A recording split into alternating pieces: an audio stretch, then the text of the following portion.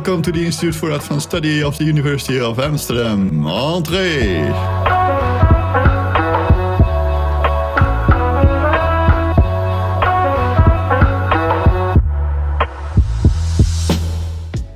We live in a complex world and we are surrounded by complex systems.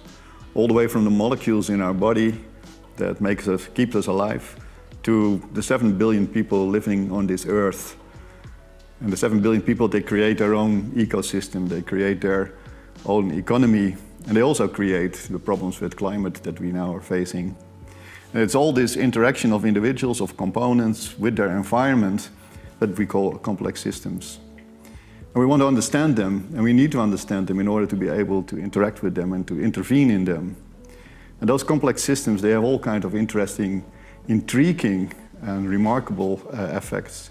One of the effects is that they can create tipping points, that suddenly something changes without control, or they create locked-ins. And the hard part is that we quite often cannot pinpoint the link between cause and effect. And this blurring of cause and effect, we see it when we try to do interventions in the system. For instance, interventions in HIV, in the spreading of HIV.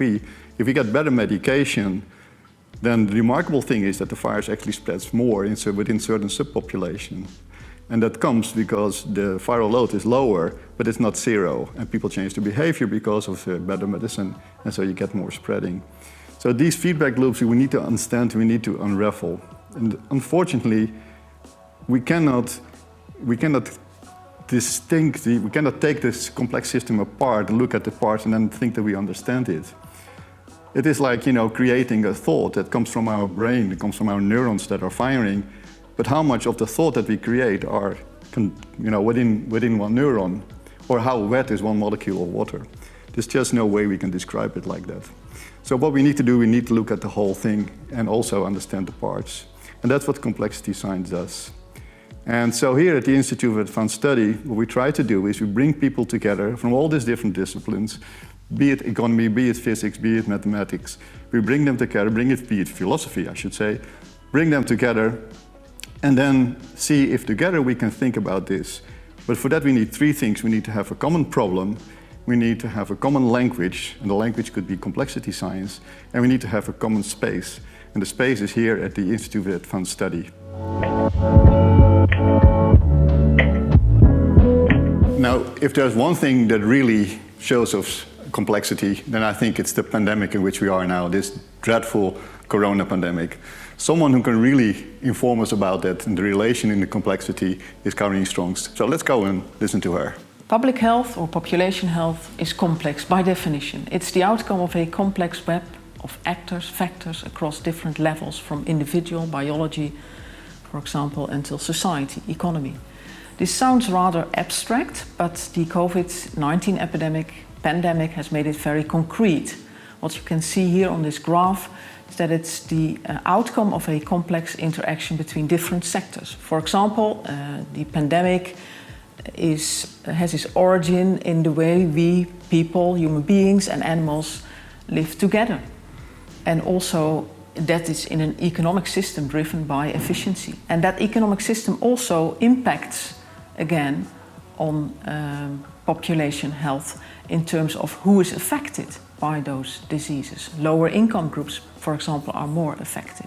If anything, the COVID-19 pandemic has shown that there's no single factor that causes this kind of pandemics. And therefore, there's also no single solution that can prevent these pandemics from happening, such as closing the market in Wuhan or increasing the the number of IC units. So multiple measures are necessary across multiple sectors in society to prevent these pandemics in the future. After this wonderful presentation by Karien Stronks on the situation that we live in now, which is really showing how everything is interwoven in this pandemic, it's time to start thinking about what are the underlying dynamics and how can we understand this emerging process where suddenly shocks come into the system, shocks that actually are unpredictable. And when these shocks happen, can we then kind of allude to the next phase of it? One person who's doing beautiful research on this is Denny Borsboom.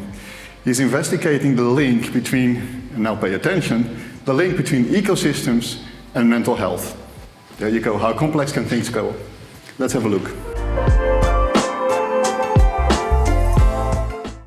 If a person sleeps badly at night, the next day they may be fatigued and have concentration problems, make mistakes at work, worry about the implications of these mistakes, and at night sleep badly again.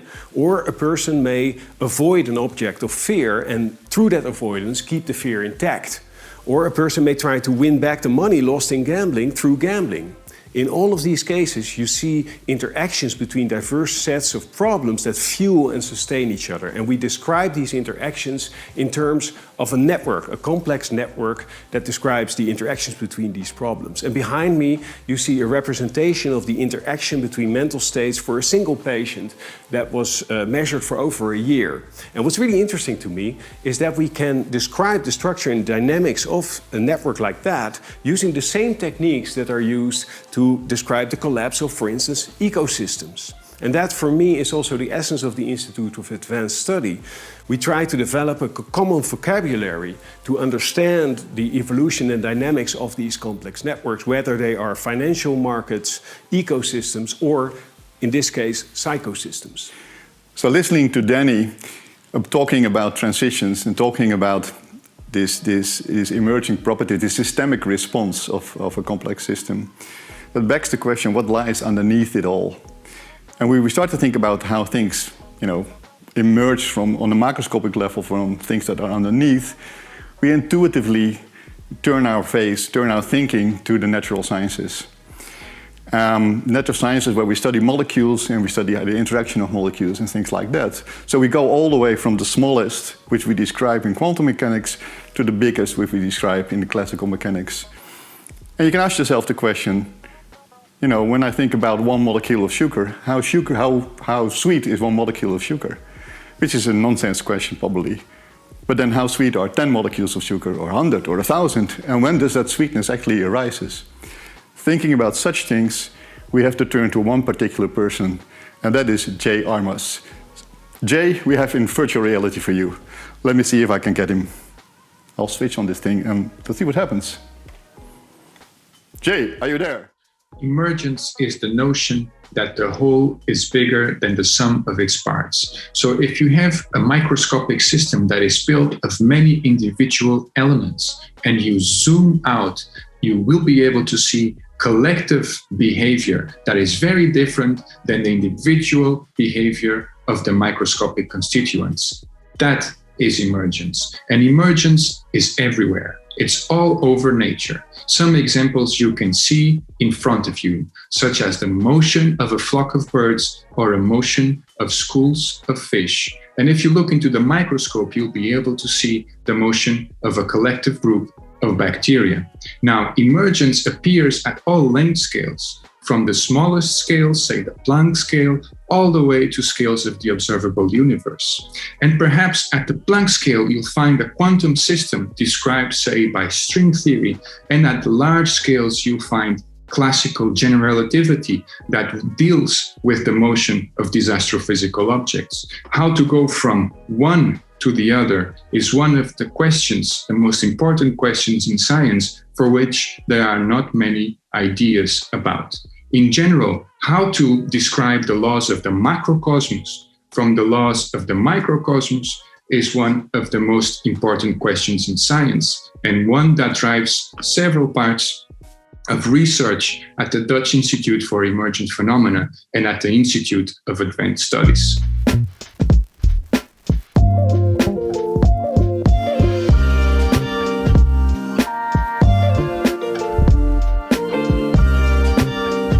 From the symphony of molecules, just explained by Jay, to the music of man is only a small step, but it's an important step. It's the moment where we realize that we need to bring people together. And what we do, we have people sitting together, one playing drum, one playing bass, one playing violin, and all this together creates this beautiful thing that we call music. How does that work? How does it work in our brains? How does it work in the individuals? This is research that Henkjan Honing will tell us about. I'm interested in music, the capacity for music, to be precise. So the talent that we all have in listening to music. What makes music moving? Why does a melody stick in your mind? Why does every culture, virtually every culture in the world, have music? Those are the questions that we're interested in. And we study that in an interdisciplinary way. We use techniques from psychology, from computer science, and even biology in trying to understand the capacity for music. We do that in two ways. We look at cross-cultural information and we look at cross-species information.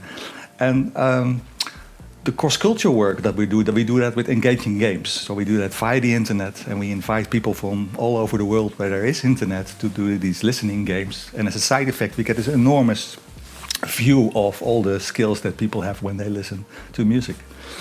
And the second line of research is cross-species research, and there we collaborate with other biologists, especially experts in primatology and experts in bird research, the two animal models that are now most central in our field. All this with the end aim to try and understand what makes us musical animals. Now that was something. Henkjan and music, that is the thing that really makes me going. Thinking about music and art, of course, are interwoven. But art is so much larger than just music. It's performing art, it's painting, it's you name it, that's all art. And what we want within the Institute of Advanced Study is to make sure that we also have the, let's say, the artistic view of what is happening, and also the artist view, so how the artist actually can contribute to helping us understand these systemic things that we've been talking about. One way to do that is to make you part of the whole thing, to become part of the painting that an artist sees when he looks at you. This is exactly what Orion will be talking about. I'm making experiments at the intersection of complexity science and interactive theatre. So rather than use a traditional theatre script, we simply use rules or constraints to alter the interactions between people. And theatre becomes an emergent, self-organizing system or agent-based model made of people. In these exercises, you can see the participants are following rules to see what emergence collectively happens. Auditive feedback, visual feedback, embodied feedback all interact to bring the participants into the awareness of being part of the complex system in real time. It's the awareness of being inside the system rather than outside, looking in. So much of complexity science is about borrowing knowledge and patterns from one domain and applying them to another. So the ability to access that information that's inside your own body and in your interactions with other people in your environment is crucial to understanding the other kinds of systems and expanding our awareness. I think for many scientists who work for many years building models, this kind of emergent, immersive theatre can create a completely new perspective.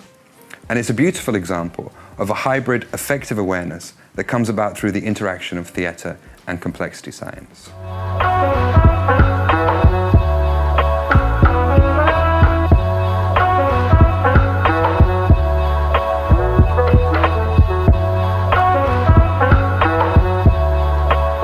Now that we've heard and seen all these beautiful examples from molecule to man, if you like, about complex systems, you start to wonder what happens if I intervene in a complex system.